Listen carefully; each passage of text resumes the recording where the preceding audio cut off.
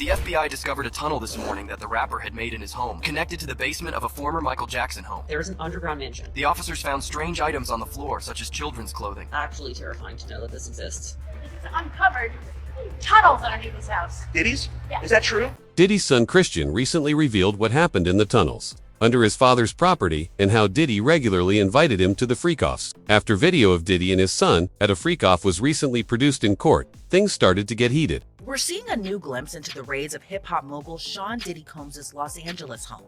The mother of Diddy's son recently released this footage to her Instagram page as she slammed federal agents, accusing them of using militarized force against her son. Misa Hilton, the mother of Diddy's son Justin Combs, posted the sped-up surveillance video of last Monday's raids as agents with Homeland Security descended upon Diddy's reported $40 million LA home. In the first few seconds of the clip, you can see armored tanks arrive outside the home. Then agents with their guns drawn open one of the cars parked in the driveway. The video then highlights one particular agent who notices the home's security camera. He points the camera toward the ground. Once inside the home, federal agents can be seen using a drone.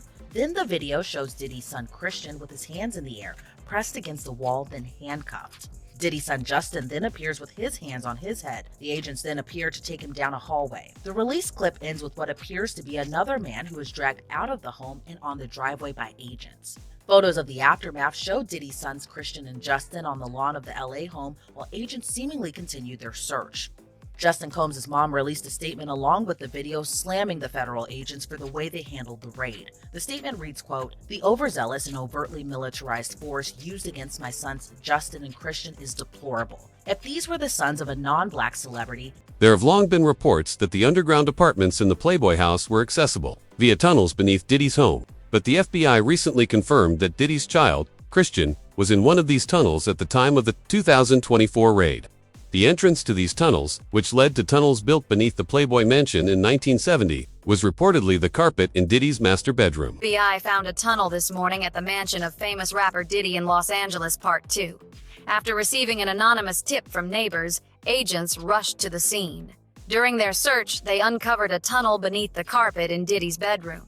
Despite the family's pleas not to enter, the officers hesitated but ultimately decided to go in. The tunnel looked freshly dug, with wet dirt on the walls and trash scattered around. As they ventured deeper, the narrow space suddenly opened up to reveal 6 locked rooms. The agents couldn't access these rooms, and even more bizarrely, they found multiple intersections ahead in the tunnel. For safety, the agents called for backup and split up to investigate further. What they discovered was shocking. A tunnel connecting to the infamous Playboy mansion, along with others leading to several Hollywood celebrities' homes. As the agents delved deeper, they quickly surrounded these residences. Guys, they found underground tunnels at Diddy's homes. This was first brought up by Shadow of Ezra, where he talked about the underground tunnels in Diddy's luxurious Los Angeles mansion. It was an underwater swimming tunnel leading to a mysterious grotto, reminiscent of an ancient and modern human use of caves. Now this is all alleged, of course, but they say that this tunnel connects to the Playboy mansion. You guys remember that? Hugh Hefner, the guy who lived with all those women in his mansion? There's no available evidence right now. However, reports are noting that Combs' mansions do have a pool with an underwater swimming tunnel. They say it's not connected to the Playboy mansion, but there is a reason why the Playboy mansion keeps coming up. 10 years ago, they were building underground tunnels to the Playboy mansion for people like Jack Nicholson for his birthday. So this way, they don't have to go through the outside, but go underground in secret to the Playboy mansion to do God knows what. You can see the sketches here of these underground tunnels being built. They were working on it, and it was supposed to connect celebrities like Jack Nicholson, Warren Beatty, Michael Jackson, just to name a few. As reported by People magazine, these underground tunnels to the Playboy mansion were sealed off in the 1980s. The question is, do you believe that? Stay safe. More than 6 months after his homes were raided in March 2024, Diddy was taken into custody in September of the same year. According to leaked sources, investigators believe Diddy escaped from underground tunnels in his Miami mansion. Diddy's Los Angeles home also had an underwater tunnel that connected the main buildings. According to the media and everyone is trying to say, no, there's no connection. Well, have you guys even figured out if there's a connection yet? I feel like authorities are so stuck in time in the past where, like, they say, oh, don't look into this, don't investigate this, these claims aren't real. But then we see social media sleuths put together these stories and solve investigations. I'm not saying the authorities aren't smart people, they can figure it out, but sometimes the help from the public can lead to, us actually figuring out the truth. But do the authorities want the truth? It really matters who's at the top and who they're trying to protect. Another conspiracy theory that circulated at the time of the raids was that Diddy escaped through an underground tunnel. I do believe he has an escape route planned when it comes to his Miami property because he can easily access the Bahamas through a boat. When it comes to his LA property, he might have a backup plan, which kind of explains these tunnels. In case you're wondering where Diddy hosted these parties, specifically the parties that took place underground, I was absolutely shocked to find out that there is an underground mansion with tennis courts, indoor pools, marble everything, a literal ballroom. And this checks out because Ali Carter was talking about this underground ballroom. Like, actually, imagine being 5 floors beneath the surface. Willing to bet there's no cell service. What are you gonna do? Scream? Run? Where are you gonna go? Actually terrifying to know that this exists. Like, just want to play tennis in my underground mansion. I have no words. It's crazy. Can't imagine this being real because it seems so dystopian. Per news reports in March 2024, Diddy's properties in LA and in Miami were raided by Homeland Security. Diddy's LA mansion was located in the upscale neighborhood of Holby Hills, the same neighborhood as the Playboy Mansion. However, there is no known underground tunnel connecting the two.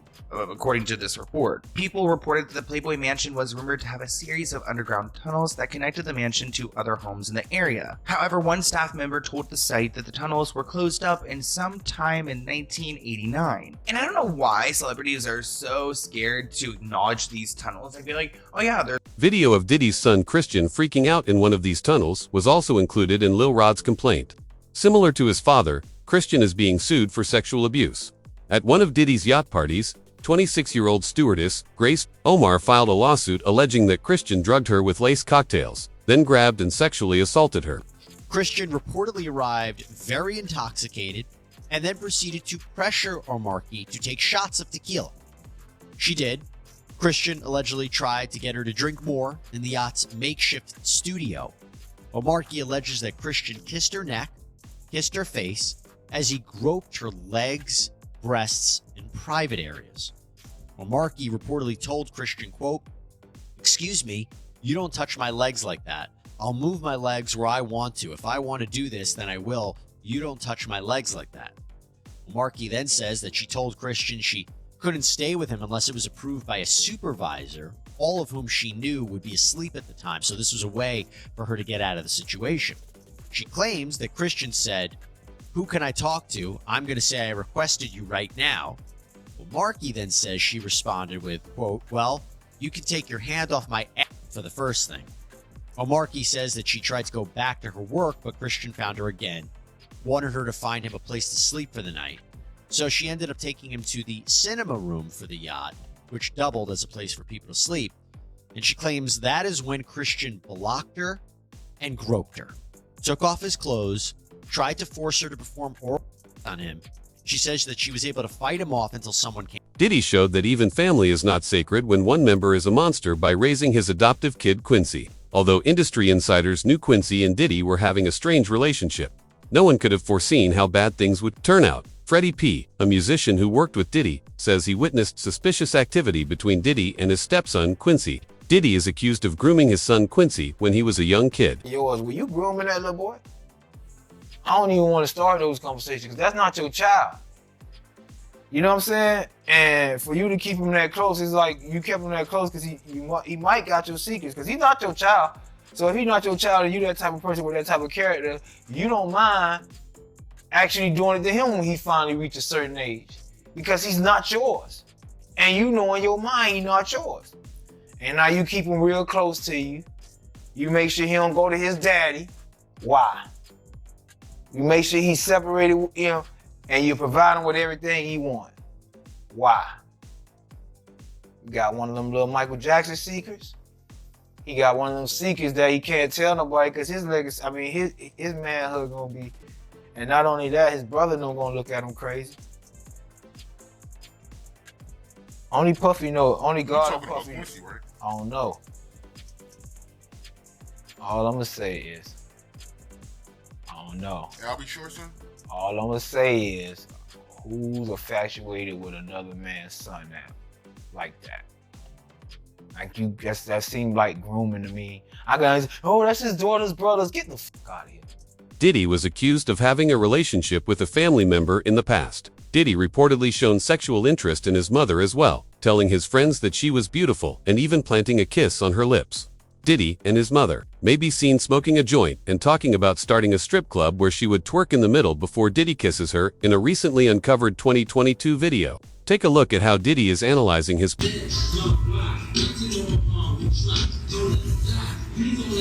Yeah, my mom's gorgeous. Let me introduce you to my mom, called Mom Dukes. Hi. She's getting a drip with me. She's hydrating. What's up, Mom? Everything's good, baby. I'm here with you. Yeah. I love you. Love you too.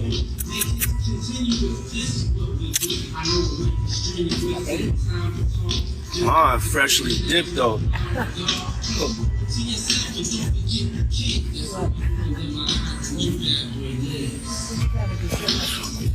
I was just trying to show you.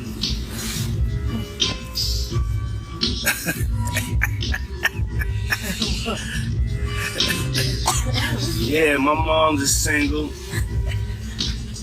Mom's is single. I ain't gonna hate on my mom's. She's single. Me and my mom talked about one time doing a dating show with her. And she's so picky. She's so picky, they don't stand. But yeah, that'd be the funniest show in the world. It will be. Especially with me.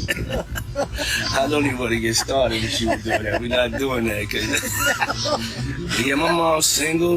Yeah, for real. Mom Duke might have a good time. She ain't sitting in the house playing. They outside moving and shaking, baby. She come with me to the strip club. I don't care. For real. It's my dog. You know, I want to live life. Be out here moving and grooving. So my mom told me, she just said, keep moving, baby. That's right. Keep moving. Don't stop. She could touch the floor with her palms. You know? Flat. Oh! Take pew, pew, pew. According to court filings, Diddy enlisted his son, Justin's assistance, in planning the freak-offs pictures of Justin at one of Diddy's freak-off parties and claims that Justin assisted. Diddy and locating former employees are included in court records for Lil Rod's case. For years, Diddy has been using his sons to help him delete evidence. In actuality, it was Justin who first told Diddy that Cassie would be making the attack footage available against him. For his involvement in an alleged shooting cover-up. According to court documents, it happened on September 12, 2022, outside Diddy's Chalice Studios. Lil Rod says Diddy, his son Justin, and Justin's friend who went by G were all there when things got heated. Lil Rod says he heard multiple gunshots ring out and later found G on the bathroom floor in the fetal position. Lil Rod says he was bleeding out of his hip and leg area. Lil Rod says he was applying pressure to G's wounds and then asked the crowd to call an ambulance. At that point, both Diddy and Justin Combs disappeared to another part of the studio. Diddy then gave strict instructions to inform the police that he had nothing to do with the shooting. He also forced Mr. Jones to lie to the police by telling them that G was standing outside the studio by a drive-by assailant. So that specific allegation involves Diddy's son Justin, but another allegation and entirely separate civil lawsuit involves his other son Christian, or King Combs. Grace Omar K alleges that Christian Combs sexually assaulted her on a yacht in December 2022, and she says it was facilitated by Diddy. Here is the other thing with Mr. Burgess. He apparently says he owns the rights to a book that was reportedly based on the alleged memoir of Kim Porter. In fact, according to TMZ, Burgess' phone was seized by the feds, and on it was a copy of a flash drive with material that was used in this book. Here's the problem. Christian and Quincy Combs, these are the sons of Diddy and Kim Porter. Quincy's actually adopted by Diddy. But they are reportedly fighting back, and they have sent Burgess a cease and desist letter to prevent the further sale of this book. They argue this is just an attempt to capitalize on Porter's fame and that they own the rights to her IP, her intellectual property. like her diary entries or potential manuscript, as her heirs. They own it. And they also want an accounting of current sales of the book. To be clear though, they aren't acknowledging that there is in fact a long-lost memoir from their mother. In fact, they've actually denied that before when there was a similar book, a derivative work, we'll talk about that, published by this guy named Chris Todd on Amazon. They were adamantly fighting against that. They said that their mother wouldn't write this. But what they're basically saying is if something should exist, they own it. They have it. A former Mia Diddy aide has also testified against Diddy. She shocked the courtroom with her evidence, exposing the horrors that occurred within Diddy's estate. She described a really eerie environment that was full of intimidation, terror, and psychological manipulation. According to Mia, Diddy employed terror as a tactic to maintain tight control over everyone who is under his jurisdiction. Treacherous. She knew everything.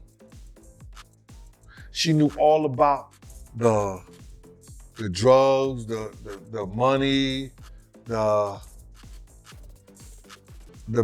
Cassie, D-Rock involvement, and what he used to do.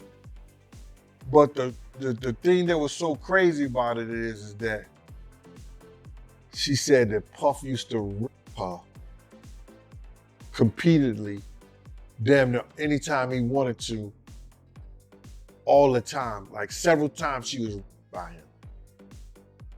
It seemed like she had the jury crying. She was ripped by Puff, bruh. Now, what I know that in some states, they do just like they do murder. In New York City, because in the States, you gotta realize, the time that you could be charged with rape in most states is from 3 to 30 years. But there are 13 states that do the rape case just like it's murder. That there's no time limit on when you say or you come out and say somebody raped you. You understand what I'm saying? And New York State is one of them. So I was wondering, did she ever get raped in New York? Because if she did by Puff, the state could bring up that charges against her. The trial is getting more intense. The judge threatened to expel Diddy from the courtroom after learning that he was simply trying to communicate with the jury yesterday. There have already been rumors that one jury may have been compromised. A couple of newsworthy stories. The Sean Combs trial, senior national correspondent Laura Ingle is standing by with legal analyst Misty Maris. And Laura, you are learning Combs could potentially be removed from his trial and not allowed in the courtroom. What can you tell us? That's right, Nicole. This has just happened in the last few minutes, and this would be a huge development if he is removed for the rest of the trial.